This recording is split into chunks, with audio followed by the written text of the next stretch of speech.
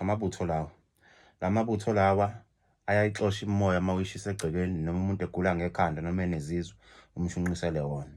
Mekhuluma exosha le mimoya, noma umkhulumela exosha le mimoya, ehogela iyasuka. Nasegcekeni uma kunesinyama noma kunemimoya emibi uyakwazi ukuwashunqisa lamabutho.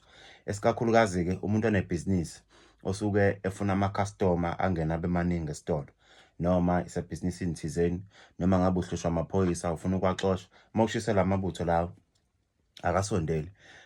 Lamabutho lawa uma uzowashisa, kufuna ukuthi uma uzowashisela endaweni yebhizinisi uwashise ngey'khathi zasekuseni ungakavuli esitolo. Uma uvula u-7 uwashise ngo-6, ngoba uma uwashisa lamabutho kungena iy'nyosi ngaphakathi.